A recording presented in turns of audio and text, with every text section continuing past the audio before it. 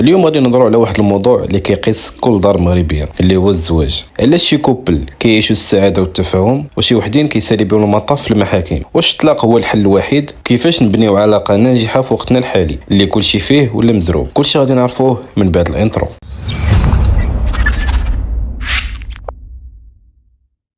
بزاف كيتسحب اليوم الطلاق كيجي على غفله، ولكن هو بحال شي دار كتبدا تري بشويه بشويه. الاسباب الحقيقيه غالبا هي نقص التحاور، الكومونيكاسيون، ما بقاش الحوار ولا غير السكات والغوات. ملي كيغيب النقاش العقلاني كيولي كل واحد شاد في قنت وكيبني جبل من سوء الفهم. بزاف داخل الزواج بعقليه المسلسلات التركيه، كيسحب اليوم الحياه كلها ورود وهدايا. ملي كيصطدموا بالواقع الكرا والضوء والتربيه ديال الدراري كيتفرقع داك البالون. ملي كيولي العش فيه اكثر من جوج الناس هنا كتبدا المشاكل. الاحترام العائله واجب، ولكن الاسرار الدار لازم تبقى داخل الدار. باش نكونوا واقعيين، الغلاء والضغط المادي كيخلي الاعصاب مشدوده، واذا ما كانش الصبر والتآزر السفينه كتغرق. دابا شنو كيديروا هذوك اللي مفاهمين؟ واش هما امريكانيين؟ اكيد لا، هما غير ناس فهموا القواعد. الكلمه الطيبه ما فيها باس ملي الراجل يدخل يقول لمراته تبارك الله على مراتي العشاء غزال، ولا الزوجه تقول لراجلها الله يعطيك الصحه على تماره اللي كتضرب على قبلنا. الكلمه الزوينه كتطفي العافيه. الزواج الناجح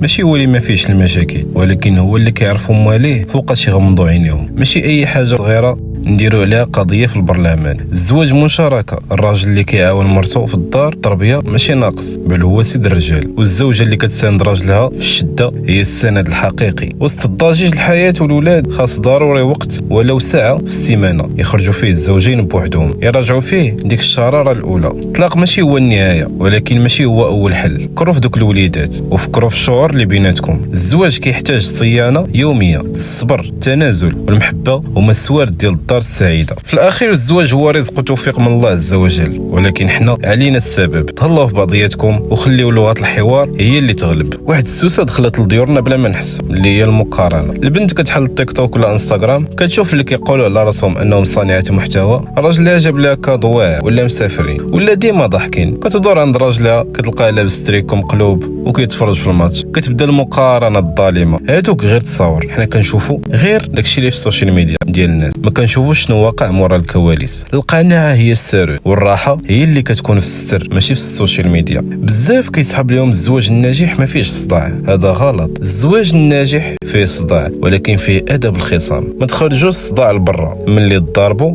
سدوا عليكم باب بيتكم. المشكل اللي كيعرفوه الجيران ولا العائله كيولي مشكل كبير وصعيب يتحل. تجنبوا المعيور والكلمات اللي كتجرح الكرامه. الجرح ديال الموس كيبرد، ولكن الجرح ديال اللسان كيبقى محفور العمر كله. ما ترجعوش للماضي. ملي يوقع مشكل اليوم حلوا المشكل اليوم، ما تبداوش تجبدوا حسابات قديمه ديال هادي عامين. ركزوا على الحل ماشي على شكون اللي ربح الهضره. الاولاد رزق، ولكن يقدروا يوليو سبب في التباعد الا ما عرفناش نسيروهم. الاتحاد قدام الدراري، ما يمكنش الاب يقول لا والام تقول هنا الدري كيتلف والزوجين كيوليو في صراع. خاص كلمه واحده وقرار واحد. ما تنساوش راسكم. الام كتبقى مقابله الدراري 24 ساعه، وكيولي الراجل رقم 2 في حياتها. الراجل كيولي غير صراف آلي كيجيب الفلوس. خاصكم تبقاو كوبل قبل ما تكونوا اب وام.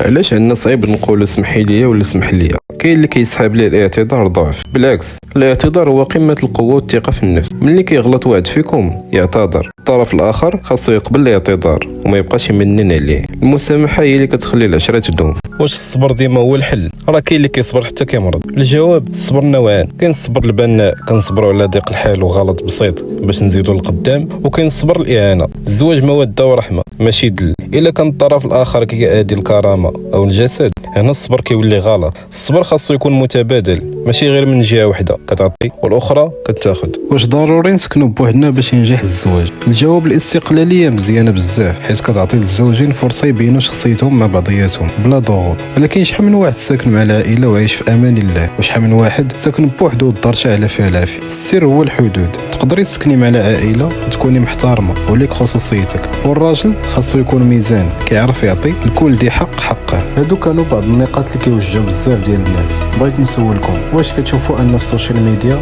هي السبب الاول في طلاق الشباب هاد الايام، ولا كاين اسباب اخرى مخبيه؟ خليو لي ارائكم في التعليقات وبارطاجيو هذا الفيديو مع شي حد كيهمكم الامر ديالو، لعل كلمه واحده تبدل حياه اسره. تهلاو في بعضياتكم والله يدوم المحبه.